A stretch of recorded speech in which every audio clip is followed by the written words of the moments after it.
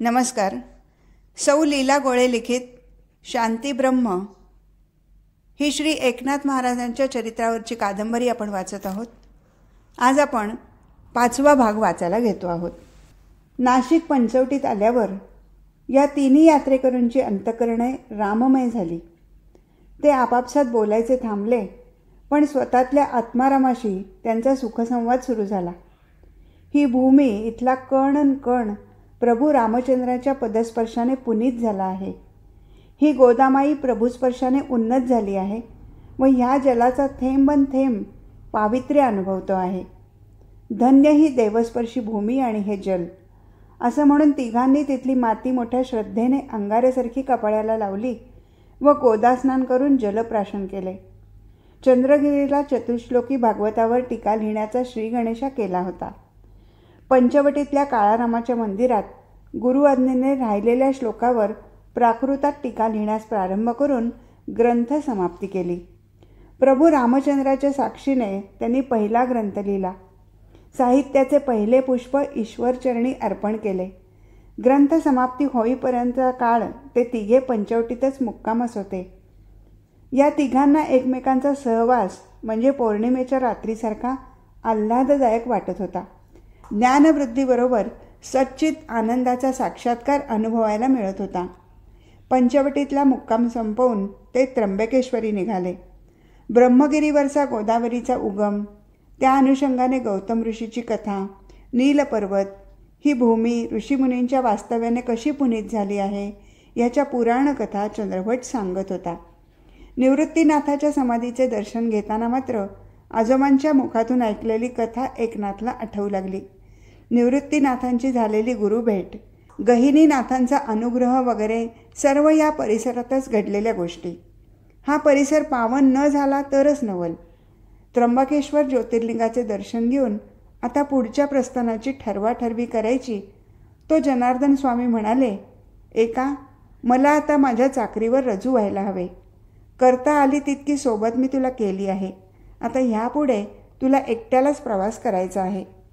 एका, अरे तरुण वय म्हणजे जीवनातील बहारीचे वय.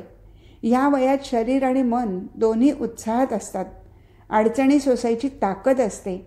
तेव्हा याच वयात तू तीर्थाटन करून घे. उत्तर भारतातील आणि दक्षिण भारतातील सारी तीर्थक्षेत्रे पायाखाली घाल. तुझे चर्मचक्षु उघडे ठेवून देशकाल परिस्थिती न्याहाळून घे. समाज परिस्थिती, लोकस्वभाव, राजकारण इत्यादीचे निरीक्षण कर. याचा उपयोग तुला उतारवयात निश्चितच होईल. अरे, प्रवासासारखा दुसरा मोठा गुरु नाही. सारा जीवनानुभव तीर्थाटनाने मिळतो. मनाचे श्रद्धास्थान ढळू देऊ नकोस. कोणत्याही विपरीत परिस्थितीत खचू नकोस. आपली यात्रा चालू ठेव. जनार्दन स्वामींची आज्ञा एकनाथाने शिरसावंद बांधली व त्यांना दंडवत घालून त्यांचा आशीर्वाद घेतला. येथपासून गुरु शिष्यांचा प्रवासमार्ग भिन्न झाला, पण अंतर्यामी ते अभिन्नच होते. एकनाथांनी पडशी खांद्यावर टाकून उत्तर दिशेकडे मार्ग आक्रमायला सुरुवात केली. श्रद्धा आणि भक्तीचे पाथेय बरोबर होते. हिमालय आपला मानबिंदू, याबद्दल बरेच काही ऐकलेले. त्यामुळे एकनाथांनी तो ध्येयबिंदू मानला होता आणि आधी हिमालयात जायचे व मग इतर क्षेत्रे पाहायची हे मनाशी निश्चित केले आणि ते खानदेश मार्गे माळव्यात आले. पहाटे प्रवासास सुरुवात करायची. बैलगाडी, छकडा, वेळप्रसंगी घोडा, तट्टू वगैरे जे वाहन उपलब्ध होईल त्याने प्रवास करायचा. न पेक्षा पायी चालत राहायचे. दुपारी उन्हे तापू लागली की विश्रांती घ्यायची. पुन्हा उन्हे उतरली की काळोख पडेपर्यंत प्रवास करायचा. रात्री सुरक्षित स्थळ पाहून मुक्काम करायचा. असा त्यांचा क्रम चालू होता. अजूनपर्यंत प्रवासात भाषेची अडचण जाणवत नव्हती, कारण मराठी भाषा येथपर्यंतच्या प्रवासात तरी प्रचलित होती. जीवनातल्या विविधतेने एकनाथ भारावून जात होते. नर्मदेच्या काठावर विराजमान झालेल्या श्री ओंकारेश्वर महादेवाच्या दर्शनाने नाथ प्रफुल्लित झाले. त्यांना श्री शंकराचार्यांनी नर्मदेवर केलेले स्तोत्र आठवले. अष्टक त्यांनी श्रद्धायुक्त अंतकरणाने व भावपूर्ण स्वरात म्हटले. या ज्योतिर्लिंगाचे दर्शन घेऊन त्यांनी उज्जैनी नगरीकडे कूच केले. क्षिप्रेकाठी ही नगरी अनादिकालापासून वेगवेगळ्या तऱ्हेने प्रसिद्धीला आलेली. त्यांना कालिदासाचे मेघदूत आठवले. ह्या प्राचीन नगरीचे वाचलेले वैभव आठवले. ही अवंतिका नगरी म्हणजे विद्या, संस्कृती, कला कौशल्याचे माहेरघर होती. ते क्षिप्रेत स्नानासाठी उतरले. त्यांनी हरगंगे म्हणून पाण्यात बुडी मारली आणि त्यांना वाटले हीच माझी गोदामाई आहे. पूर्वी जे काशीला महत्त्व होते तेच दक्षिण काशी पैठणला होते आणि अवंतिका नगरी पण दोहींपेक्षा उणी नाही. पूर्वी ही तिन्ही स्थाने भारतीय संस्कृतीची केंद्रे होती. इथल्या विद्यापीठाद्वारे भारतीय संस्कृतीचे रक्षण झाले, तिची वृद्धी झाली. दुसरी बुडी मारताना एकनाथांना वाटले ह्या अवंतिकेचे आणि पैठणचे नाते तर ह्याहून निकटचे आहे. इथला राजा विक्रमादित्य आणि प्रतिष्ठानचा राजा शालिवाहन दोघंही बलाढ्य आणि धार्मिक हिंदू राजे. पण या दोघांच्या विधिलिखितात काही आगळे वेगळे होते. कुणीतरी ज्योतिषाने विक्रमादित्य सांगितले की दक्षिणेतल्या प्रतिष्ठान नगरीचा राजा शालिवाहन याच्या हातून तुझे मरण आहे. ललाट रेषा पुसता येत नाही, विधिलिखित पालटता येत नाही हे या सुज्ञ राजाला ज्ञात असूनही आपल्या पराक्रमाच्या बळावर त्याने करू नये तो अविचार केला आणि तो प्रतिष्ठान नगरीवर सैन्यासह चाल करून गेला. आपल्या पायानेच जणू तो मृत्यूला सामोरा गेला. दोघांचे घनघोर युद्ध झाले आणि घडायचे तेच घडले. विक्रमादित्य मारला गेला. शालिवाहनाचा हा अनुपम्य पराक्रम पाहून इतरांनी त्याला दक्षिण पथाचे सम्राटपद बहाल केले. या काळात पैठण नगरी अत्यंत वैभवसंपन्न होती. या राजधानीचा दराराही विशेषत्वाने होता. या शालिवाहनाने आपल्या नावाने नूतन शकमोजणीस प्रारंभ केला. नाथांना वाटले किती काळ लोटला या घटनेला, जवळजवळ 500-1500 वर्षाचा काळ. पण अद्याप शालिवाहन कथा दंतकथा लोककथाच्या रूपाने जनसामान्यात स्थान टिकवून आहेत आणि शकमोजणीच्या निमित्ताने तर ती अनंत कालपर्यंत समाजाला ज्ञात राहणार आहे. श्री महाकाळेश्वर ज्योतिर्लिंगाचे दर्शन घेताना एकनाथांनी पाहिलं की महाकाळेश्वराच्या मस्तकावर श्री ओंकारेश्वराची स्थापना आहे आणि श्री ओंकारेश्वराचे दर्शन घेताना त्यांनी पाहिलं की श्री ओंकारेश्वराच्या माथ्यावर श्री महाकाळेश्वर विराजमान आहेत. एका वेळी 2 ज्योतिर्लिंगाची दर्शनं घेऊन त्यांना कृतार्थ वाटले. मध्य भारत ओलांडून आत्ता उत्तरेचा प्रवास सुरू होता. मराठी भाषा बरीच मागे पडली, पण सर्व ठिकाणी मुघल साम्राज्याचे हातपाय पसरलेले असल्याने सर्वसाधारण माणसांना हिंदी भाषा कळत होती. उर्दू मिश्रित हिंदी भाषेच्या बाबतीतही लोक अनभिज्ञ नव्हते. नाथ तर बहामनी राज्याच्या राजधानीत देवगिरीला वास्तव्य करून होते, त्यामुळे त्यांना ही भाषा बरीचशी ज्ञात होती. नाही म्हटले तरी आता जन्मभूमी फार मागे राहिली होती. येथील हवामान, जेवणाची पद्धत आणि भोवतीलचे वातावरण यात फार अंतर पडत होते. पण आश्चर्य असे होते की जर काही अडचण निर्माण झाली तर त्यांना कोणीतरी मार्गदर्शक भेटे. तो पुढच्या मुक्कामाची माहिती सांगे, वाटाड्याप्रमाणे वाट दाखवी. कधी भाषेची अडचण आलीच तर खाणाखुणाकडून नड निभावून जाई. गुरुचे स्मरण आणि ईश्वराचे नामस्मरण सोबतीला असल्याने प्रवासाचा थकवा जाणवत नव्हता.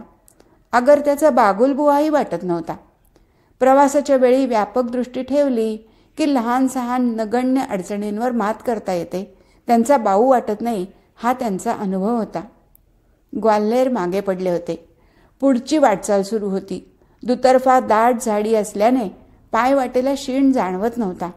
थोड्या अंतरावर 2-4 झोपड्यांची वस्ती असावी असे नाथांना वाटले. वस्ती आहे त्यार्थी पाण्याची सोय असेल. आपण तेथेच दुपारच्या विश्रांतीला थांबावे.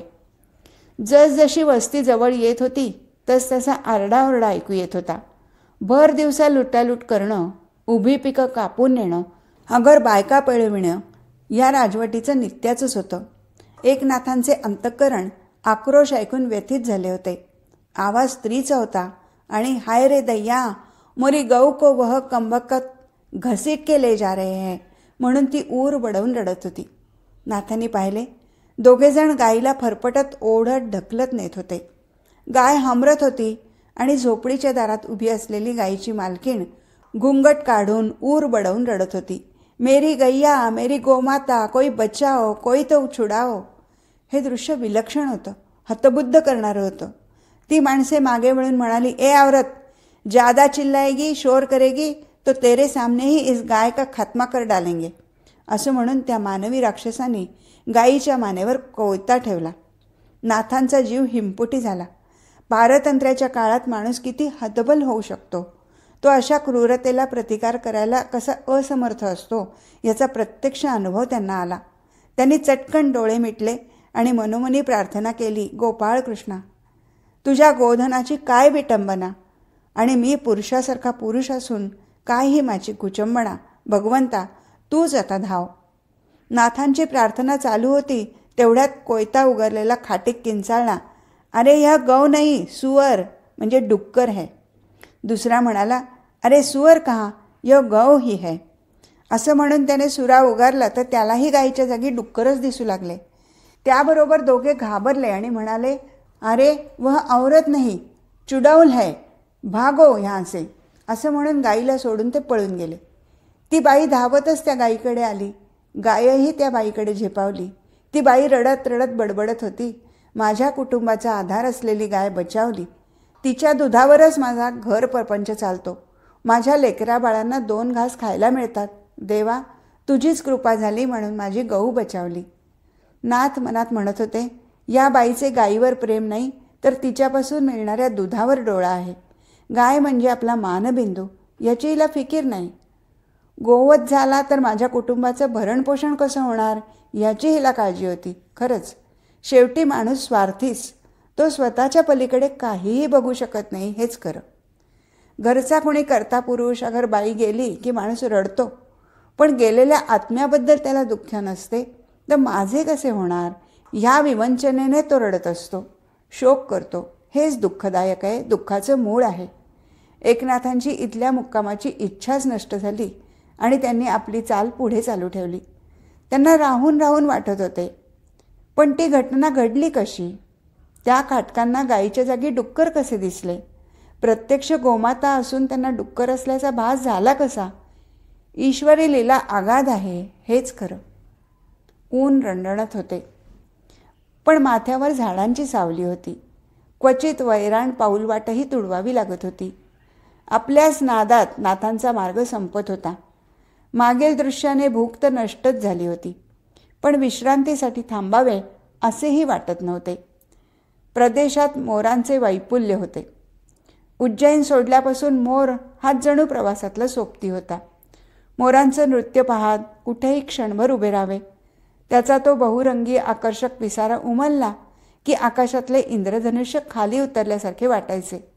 त्याचे ते आनंदाचे वर्तुळाकार ठुमकत ठुमकत नाचणे मनाला मोह पाडी व ते कितीही वेळ पाहत बसले तरी तृप्ती होत नसे. पांढरा शुभ्र रंगाचे मोर पाहिले की धवल रंगात सुद्धा किती आकर्षकता असते, मोह पाडणारे पावित्र्य असते याचे दर्शन होई. प्रवासात या मयूर सोबतीने पुढे पुढे जात असता ते एके ठिकाणी थपकून उभे राहिले. एका उघड्या बोडक्या तापलेल्या खडकावर कोणीतरी फकीर तळमळत पडला होता आणि म्हणत होता, भाई कोई पाणी पिलाओ, मैं मरा जा रहा हूँ, पाणी पिलाओ. एकनाथ धावत पुढे आले. त्यांनी फकीराच्या मानेखाली हात घालून त्याला बसते केले आणि त्याचा सर्व भार अंगावर घेऊन त्याला हळूहळू चालवत जवळच्याच गर्द छायेच्या झाडाखाली आणले व झाडाच्या बुंध्याला टेकून बसवले. सावलीच्या गारव्याने त्या इसमाची तळमळ बरीचशी शमली. आता प्रश्न होता पाण्याचा. पण योगायोगाने एकनाथांच्या जवळ असलेल्या तांब्यात पाणी होते. ते पाणी त्यांनी त्या तहानेने व्याकुळ झालेल्या जीवास पाजले. त्याबरोबर त्या फकीराला बरीच हुशारी वाटली. गुरु माऊलीने प्रवासाला निघताना मुद्दाम त्यांच्याबरोबर तांब्या दिला होता व ती माऊली म्हणाली होती, एकनाथा, प्रवासात घोटभर पाणी आणि घासभर अन्न आपल्यापाशी असावं. असे म्हणून लाही पीठ, गुळपापडीचे लाडू आणि दुधातल्या दशम्याही दिल्या होत्या. गुरुपत्नीच्या सांगण्याप्रमाणे एकनाथ प्रवासात लाह्या, गोळ, शेंगदाणे वगैरे नेहमी संग्रही ठेवी. त्या फकीरासमोर फराळाची पुरचुंडी ठेवून नाथ म्हणाले, आपण थोडा फराळ करावा, बरे वाटेल. फकीराला भाषा कळली नाही, पण कृती कळली. तो एकनाथाला दुवा देत म्हणाला, अल्लाह तुम पर रहम करे, भगवान तेरा भला करे. त्या इसमाचा गोबरा लंबाकृती चेहरा, सुरमा घातलेली रोखलेली नजर आणि हातातले धूपदान व मोरपिसांचा दंड पाहून कळत होते की हा दारोदारी हिंडणारा फकीर आहे. एकनाथ म्हणाले, काय ऊन लागलं का? चक्कर आली का? वयोमानाप्रमाणे असे एकटे दुकटे हिंडणे बरे नाही. तो फकीर हंसून म्हणाला, अरे भाई, इस दुनिया में सब अकेले आते हैं और अकेले जाते हैं. पण काय रे, मी मुसलमान असून तुला माझी दया कशी आली? तू मला जीवदान कसे दिलेस? तू कोणीतरी वेगळ्याच वृत्तीचा माणूस दिसतो आहेस. नाथ म्हणाले, जीव इथून तिथून एक. हिंदूला तहान लागते आणि मुसलमानांना लागत नाही का? असं का म्हणता तुम्ही? तो फकीर त्याच्याकडे रोखून पाहत म्हणाला, काही वेळापूर्वी तुला माझ्या जातीतली माणसे भेटली होती. ती गोवधाचे क्रूर कृत्य करणार होती. ते पाहून तुझ्या मनात आमच्या जातीबद्दल क्रोध नाही निर्माण झाला? एकनाथांना आश्चर्य वाटले की तो प्रसंग या फकीराला कसा माहीत. तो फकीर म्हणाला, अरे भाई, मी त्यावेळी त्या वस्तीतच होतो. हा आत्ताच तुझ्या पुढे येतपर्यंत आलो. मी तो प्रसंग पाहिला बरं. एकनाथ म्हणाले, माझ्या मनात क्रोध येण्याचे कारण काय? अहो, जातीनं रूप बाह्यवेश सारखा असला तरी अंतर्मन जातीवरून ठरते का? हिंदूमध्ये खाटीक प्रवृत्तीची माणसे नाहीत का? आणि मुसलमानात सत्प्रवृत्त माणसे नाहीत का? शिवाय आत्ताचा प्रसंग अगदी वेगळा होता. तुम्हाला मदत हवी होती आणि ती करणं मला शक्य होतं. त्यात माझा मोठेपणा काही नाही. ही केवळ भूतदया आहे. फकीराच्या चेहऱ्यावरचे भाव पालटत होते. त्याने विचारले, तुझे नाव काय? एकनाथ म्हणाला, एकनाथ. हाँ हाँ, अरे इस दुनिया का मालिक भी एक ही है. तुम उसे राम कहो अगर रहीम कहो, बस यहाँ तो एक नाथ ही है. काय रे, तुला सद्गुरूचा अनुग्रह झालेला दिसतो. त्याशिवाय तुझ्या अंगी भूतदया रुजणार नाही. गुरुच्या स्मरणाने एकनाथ सद्गदित झाले. ते नम्रपणे म्हणाले, माझे सद्गुरू जनार्दन स्वामी, देवगिरीच्या किल्ल्याचे किल्लेदार. तो फकीर मान डोलवून म्हणाले, हां बराबर, तभी तो तेरी हुकमत बडी है. अरे भाई, तुझ्यामुळेच त्या खाटकांना गायीच्या ठिकाणी डुकराचा भास झाला आणि गोवट टळला. आता मात्र एकनाथांना अतिशय अचंबा वाटला. ते म्हणाले, पण ते तुम्हाला कसे कळले? माझे मला सुद्धा ज्ञात नाही किंवा मी डुक्कर पाहिलेही नाही. मला तर फक्त गायच दिसत होती. पण त्या खाटकांच्या संवादावरून मी ताडले. तुम्हाला तो चमत्कार दिसला का? आणि ते माझ्यामुळे झाले हे कशावरून? फकीराचा चेहरा सात्विक भावाने डवरून आला.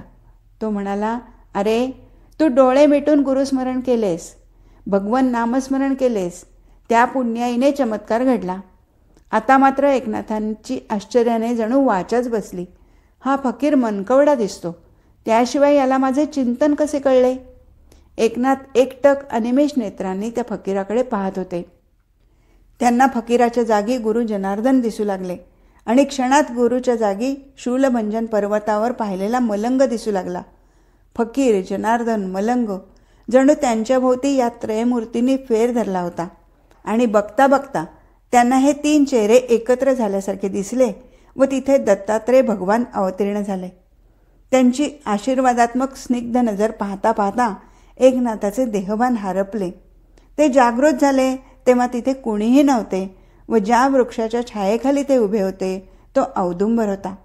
नाथांनी कृतज्ञतेने पुन्हा डोळे मिटले.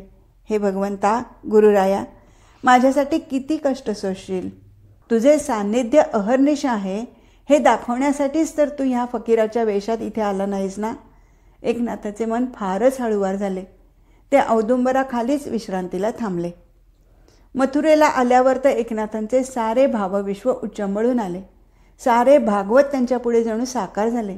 राजा कंस, वसुदेव देवकी विवाह, त्यांचा बंदिवास, श्रीकृष्ण जन्म वगैरे प्रसंग डोळ्यापुढे साकार होऊ लागले. ते देहाने कलियुगात होते, पण त्यांचे मन केव्हाच द्वापार युगात जाऊन पोहोचले होते. ती यमुना मैया, पैलथडीला असलेले गोकुळ वृंदावन, कृष्ण रासलीला, त्या भावविभोर गवळणी, ते भोळे भाबडे सवंगडी, एकनाथ त्या विश्वात विलीन झाले होते. गोकुळ वृंदावनातला अणुरेणू त्यांना कृष्णमय दिसत होता. तो त्यांच्याभोवती फेर धरत होता, त्यांना दही लोण्याचा घास भरवत होता. एकनाथ चक्क काला शिदोरीचा आस्वाद घेऊ लागले व गवळणींची गाऱ्हाणी त्यांच्या कानाशी कुजबुज करू लागली. लहान वयातले कंसवधाचे कृष्ण कर्तृत्व केवढे विलक्षण होते. दुष्टांचा नाश, सज्जनांचे पालन हे कर्तव्य मनी बाळगून जन्माला आलेले हे ईश्वरी तत्व बालपणापासून आपला जन्महेतू सार्थ करून दाखवत होते. या भूमीपासून दूर जाऊच नये, इथे नित्य वास करावा अशी प्रबल इच्छा एकनाथांना झाली. पण दुसऱ्याच क्षणी त्यांच्या नजरेपुढे नगाधिराज दिसू लागला. हिमालयापर्यंत जाण्याचा संकल्प त्यांना पुढे चालण्याचा आदेश देत होता. जड पावलाने आणि जड मनाने त्यांनी ही कृष्णभूमी सोडली. श्रीकृष्ण स्मरणाचा पावा घुमवीत नाथ तीर्थराज प्रयागला केव्हा येऊन पोचले ते त्यांना समजले नाही. त्रिवेणीच्या संगमाने शुचिता प्राप्त झालेली ही भूमी सुजलाम सुफलाम समृद्धीची आबादी आबाद असलेली, तन मनाला बहर आणणारी, पण एकनाथांना इथल्या लोकजीवनाचा विरोधाभास अत्यंत दुस्सह्य झाला. भूमी इतकी सुफलित, पण जनसामान्य मात्र लबाड, फसवे, दुसऱ्याची अंतःकरणे दुखावणारे, इतरांना लोबाडण्यात कृतकृत्यता मानणारे, दांभिक. वास्तविक हिंदी भाषा म्हणजे किती मृदू मुलायम, जिभेवर लोणी साखर विरघळावी तशी घोळणारी, पण इथली स्थानिक माणसे भाषेला ओरखाडे काढतात आणि सतत भांडणाच्या आवेशात हमरीतुमरीवर येतात. पंडे लोकांचे प्रस्थ म्हणजे लुटारूंची राजरोस नेमणूकच. बिचारी भाविक सश्रद्ध माणसे दूरदूरच्या प्रदेशातून जीवाचं रान करून पदरमोड करून येथवर येतात आणि हे पंडे त्यांच्या श्रद्धेच्या चिंधोट्या करून टाकतात. संगमावर आल्यावर मात्र त्यांना उत्साहाचे उधाण आले. मथुरेत उमललेले भावविश्व पुन्हा बहरून आले आणि त्यांना संगम स्नान करण्याची घाई झाली. गंगेचे पावित्र्य, यमुना नदीचा जोश म्हणजे पराक्रम. त्यांना वाटले पराक्रमाला पावित्र्याची जोड असायलाच हवी, म्हणजे पराक्रम गर्वाने फुशारून जात नाही. अर्थात याचे ज्ञान म्हणजेच सरस्वती, विद्यादेवता. पराक्रम पवित्र असेल तर तिथे ज्ञान गुप्तरूपातच असते. म्हणूनच या ठिकाणी गंगा यमुना संगमात सरस्वती गुप्तरूपात आहे. संगमात उभे असलेले नाथ एका बाजूने येणारा गंगेचा विस्तीर्ण आणि धवल शुभ्र प्रवाह पाहत होते, तर दुसऱ्या बाजूने येणारी श्यामल यमुना मोठ्या अधीरतेने गंगेला भेटायला वेगाने झेपावत होती. दोघींचा संगम होऊन दोघी हातात हात घालून किती लांबवर वाहत चालल्या होत्या. काळा आणि पांढरा असे दोन स्पष्ट पट्टे दूरपर्यंत दिसत होते. नाक धरून पाण्यात बुडी मारताच गंगेची विलक्षण ओढ नातांना जाणवत होती. त्या शीतल स्पर्शातला सुखदपणा बाह्यांगाबरोबर अंतरंगातही आल्हाददायक वाटत होता. ते पुन्हा पुन्हा पाण्यात बुड्या मारित होते तरी त्यांना स्नान पुरेसे वाटेना. संगमातून बाहेर येण्यास मन होईना.